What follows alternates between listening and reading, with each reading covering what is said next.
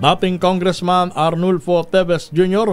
Dumating na sa Manila Regional Trial Court para sa kanyang arraignment o yung pagbasa ng demanda. At naroon natin kasamang si RH number 29 na Boy Gonzales. Boy!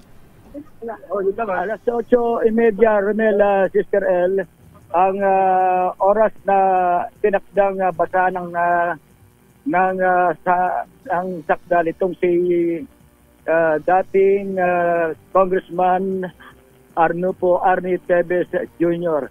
At maagang dumating lakay Romel, Sister L, dito sa Manila Regional Trial Court Branch 12. At si Teves ay inakusang isang mastermind sa pagmamaslang dating Negros Oriental Governor Joel Digamo at iba ba. Mula dyan sa NBI Detention Facility compound ng New Billy Prison ay inatid sila rito ng mga naka-full battle gear na mga membro ng NBI at dumating nga rito alas 7 na umaga.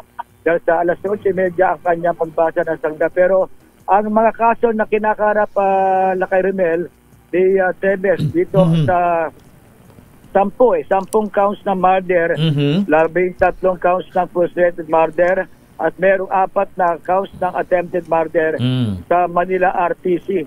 Merong sa branch 51. May sa hiwalay na kaso ng isang count na murder dito sa branch 12 at branch 15. At meron din sa kaso sa RTC branch 3 dyan naman sa Bayawan, Negros Oriental.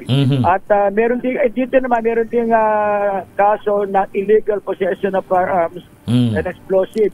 Dito yan sa branch 12. At meron sa branch 77 ng Quezon City RTC. Ang kaso naman dyan, terrorism. Nako, ang daming kaso, ano? Napakarami. At 8:30, wala pang 8:30 pero alas 7, nabigla yung mga membro ng media, nakapasok na pala sa loob ng NBI si Teves kasama ang mga nag-escort sa kanya mga tauhan ng NBI. Sa harap o sa labas ng bulwagan ng Katarungan, ito yung Hall of Justice lakay Romel sa may Sister sa may Aroseros. Aroseros to, hindi to sa Manila City Hall. Aroseros. Sa likod ng LRPM, di ba? LRT station na Intramuros Station. Yung dating tanggapan ng ombudsman sa Maynila. Tama. Bago malipat sa Quezon City. Sa ngayon, nag-aantabay ang mga miyembro ng media sa labas mismo. Bawal kasi pumasok sa loob.